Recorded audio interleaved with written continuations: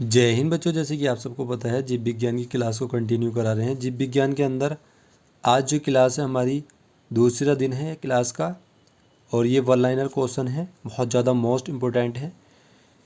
यहाँ पर आप देख सकते हैं आज के दूसरे दिन के अंदर क्लास को शुरू करेंगे। यहाँ पर पहला क्वेश्चन कह रहा है आज की क्लास का, कह रहा है कोशिका के ऐसे समूहों को जिनकी उत्पत्ति रचना व कार्य समान हो कहलाते हैं। यानी कोशिका के ऐसे समूह जिनकी उत्पत्ति और रचना व कार्य समान हो तो उसे क्या कहा जाता है? ऊतक कहा जाता है। अगला कह रहा है ऊतक शब्द का सर्वप्रथम प्रयोग किया था। यानी कौन वैज्ञानिक था ऐसा जिसने ऊतक शब्द का सर्वप्रथम प्रयोग किया था? तो ये विचट, यानी विचट वैज्ञानिक थे, उन्होंने ऊतक शब्द का प्रयोग किया था सर्वप्रथम। अस्थि से अस्थि को जोड़ते हैं, यानी जो अस्थि होती है, अस्थि से अस्थि को जोड़ते हैं, वो क्या कहलाता है?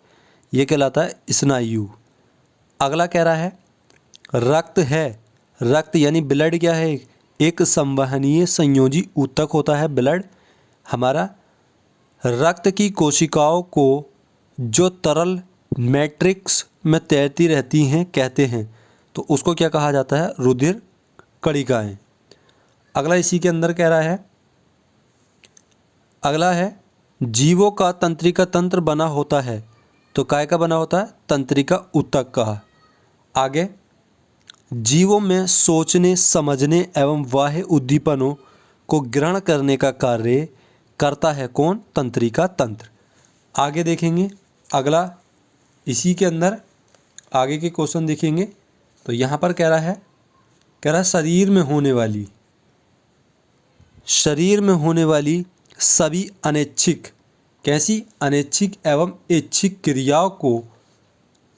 क्रियाओं को नियंत्रित करता है कौन? तंत्रिका ऊतक।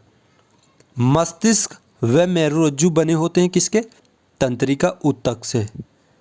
अगला कह रहा है हृदय की धड़कन तथा भोजन नली में संकुचन और प्रसरण होता है पेशीय कोशिकाओं के कारण।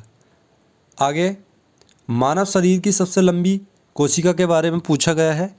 मानव शरीर की सबसे लंबी कोशिका कौन सी है? तंत्रिका कोशिका।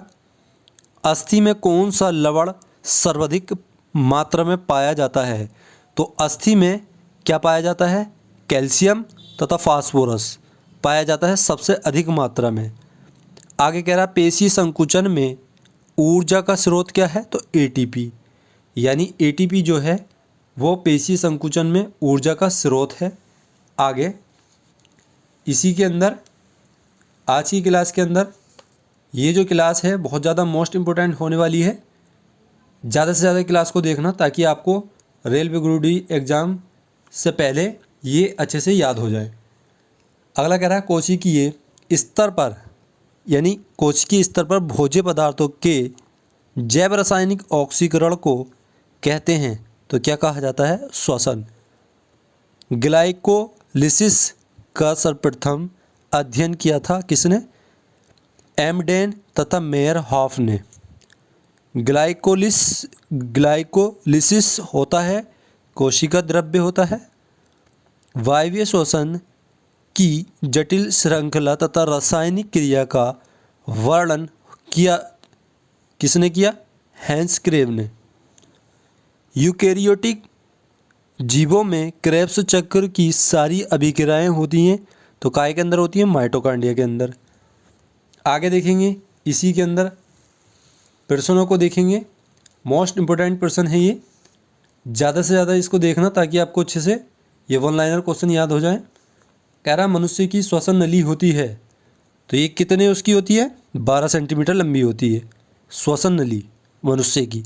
श्वसन वर्णक कहते हैं हीमोग्लोबिन को। आगे अगला मनुष्य में गैसीय परिवहन होता है रक्त द्वारा। मनुष्य के श्वसन तंत्र में सबसे महत्वपूर्ण अंग होता है फेफड़े। श्वसन क्रिया में मनुष्य द्वारा ग्रहण की गई वायु में ऑक्सीजन का प्रतिशत कितना होता है?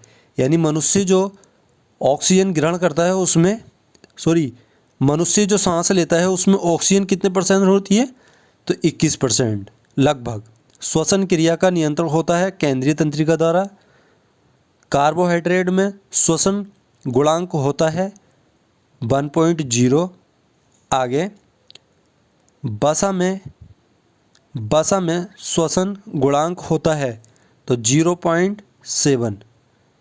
प्रोटीन में श्वसन गुणांक होता है 0.87। एटीपी की संरचना, अगला प्रश्न है इसी के अंदर, कह रहा है एटीपी की संरचना यानी बनावट, एटीपी की बनावट जो होती है, संरचना का वर्णन किसने किया था? तो ये किया था लोहमैन ने। आगे एटीपी का पूरा नाम पूछा जाता है, कई बार एग्जाम में पूछा गया है। तो यहाँ पर एटीपी का पूरा नाम है एडिनोसिन ट्राइफॉस्फेट। आनुवंशिकी यानी आनुवंशिकी पदार्थ के बारे में पूछा गया है। यहाँ पर कह रहा है आनुवंशिकी पदार्थ हो गया, एटीपी का पूरा नाम एडिनोसिन ट्राइफॉस्फेट। आनुवंशिकी पदार्थ की खोज करने वाले वैज्ञानिक के नाम पूछा गया है कई बार एग्जाम के अंदर। तो कह रहा फ्रेडरिक मीशर। आनुवंशिकी पदार्थ को न्यूक्लिक अम्ल नाम देने वाले वैज्ञानिक का नाम पूछा जाता है, तो ये है अल्टमैन। एक नई संतान के जीवन का प्रारंभ होता है तो युग्मनज द्वारा, यानी जो युग्म होते हैं उनके द्वारा एक नई संतान का जीवन प्रारंभ होता है।